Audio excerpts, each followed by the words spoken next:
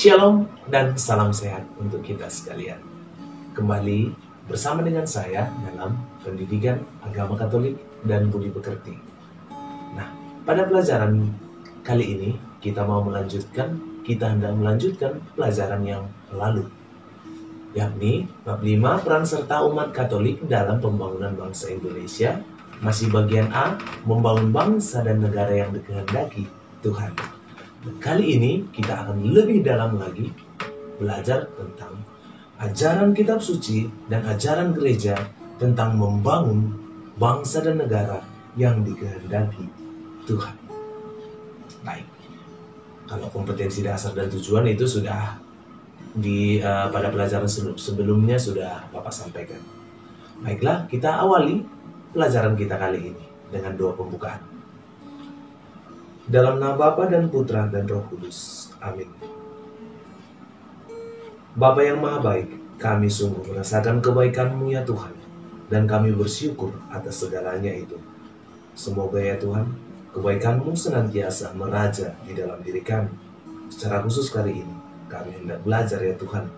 Berkati dan lindungi kami, bukakan pikiran kami, terangi hati dan pikiran kami juga, agar apapun pelajaran yang disampaikan kepada kami yang kami dengarkan dapat kami masukkan ke dalam hati dan pikiran kami, dan dapat kami lakukan seturut dengan kehendak-Mu. Demi Kristus Tuhan kami. Amin. Dalam nama Bapa dan Putra dan Roh Kudus. Amin. Baik, kita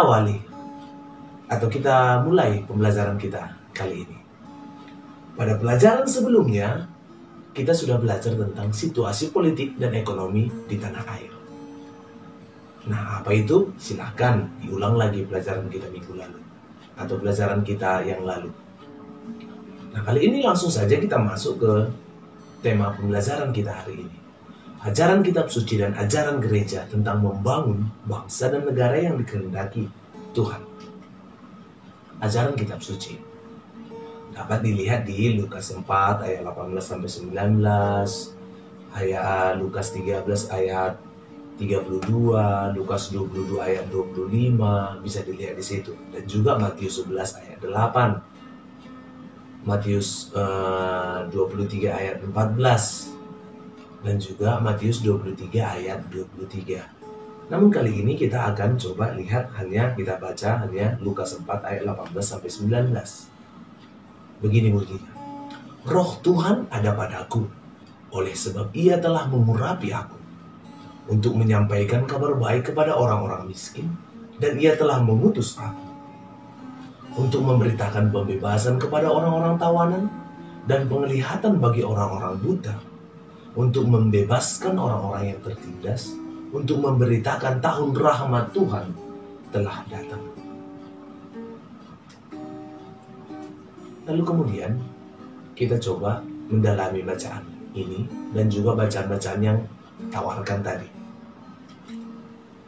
Coba kita lihat sekilas gambaran latar belakang situasi sosial, politik, ekonomi sebelum dan sesudah Yesus. Setelah masa pembuangan bangsa Israel di Babilonia, 6 abad sebelum Yesus, Palestina itu tunduk kepada kerajaan Persia, Yunani, dan kekaisaran Romawi. Kolonial Romawi secara tidak langsung mengendalikan kaum aristokrat setempat dan para tuan tanah. Itu orang-orang terpandang maksudnya itu, aristokrat ya. Hal ini dapat dengan mudah dilakukan karena Roma mempunyai kekuasaan mencabut hak milik seseorang seperti yang sudah disebutkan tadi. Lalu kemudian, apa itu? Atau bagaimana sikap dan tindakan Yesus? Yang pertama, sikap dan tindakan Yesus.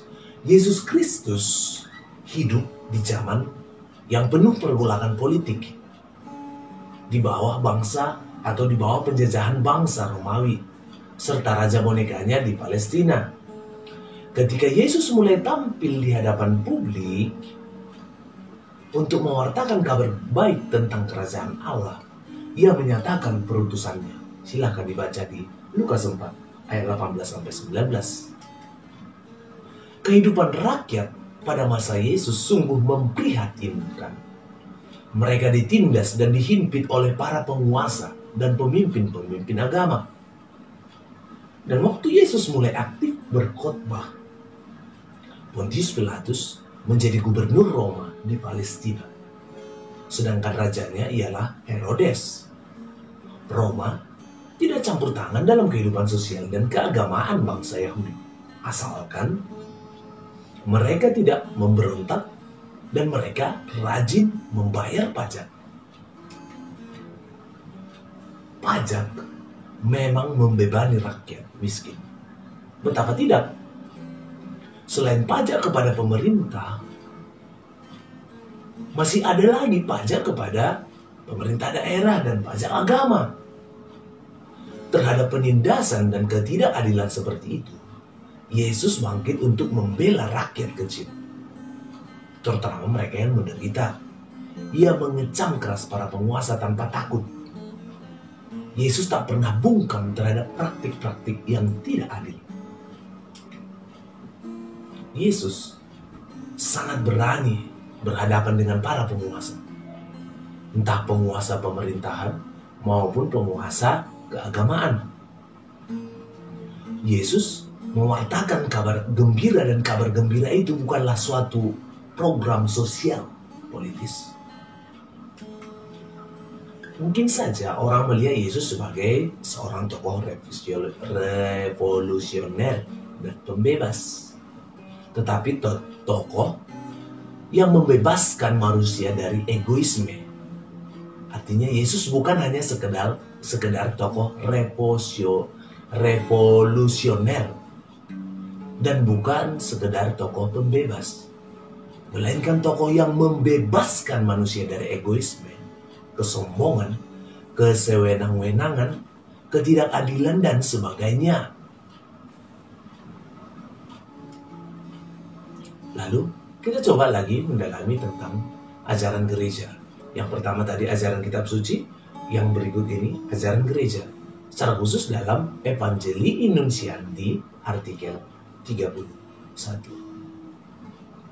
Ya, isi artikel ini, isi dari ajaran gereja Evangelii Nuntiandi ini yang sering disingkat EN artikel 31 ini. Antara pewartaan Injil dan kemajuan manusiawi, perkembangan dan pembebasan, memang terdapat ikatan yang mendalam.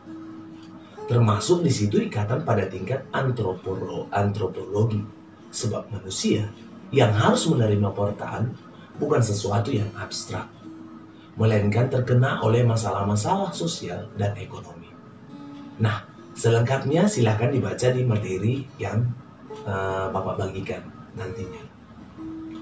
Oke, lalu apa yang hendak disampaikan dari bacaan di atas?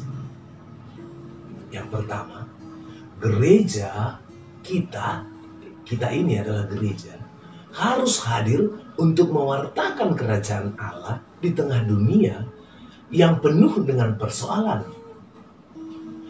Itu artinya gereja harus berpihak pada orang-orang kecil yang tertindas, baik secara ekonomi, politik, dan lain sebagainya. Yang kedua, gereja harus melanjutkan karya keselamatan. Keselamatan siapa? Keselamatan yang berasal dari Kristus di dunia. Karena gereja itu adalah sakramen Kristus, yakni sebagai tanda dan sarana keselamatan bagi umat manusia.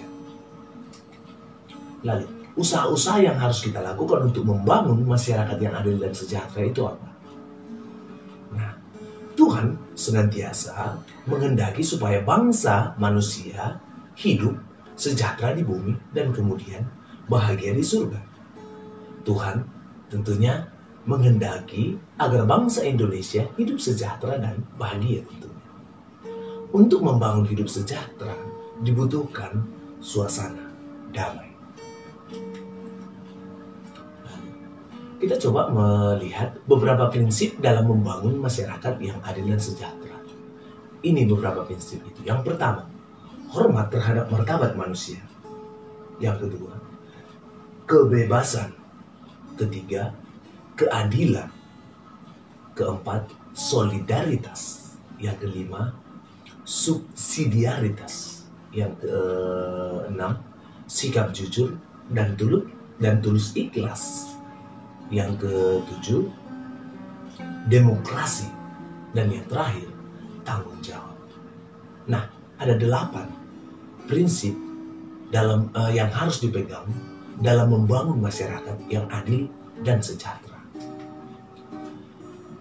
Cara, pola, dan pendekatan perjuangan kita harus merupakan gerakan yang melibatkan sebanyak mungkin orang, mulai dari akar rumput.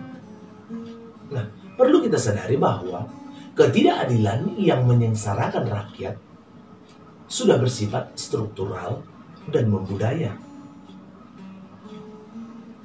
Dan ini tidak dapat ditangani dengan slogan-slogan saja atau indoktrinasi, doktrin-doktrin.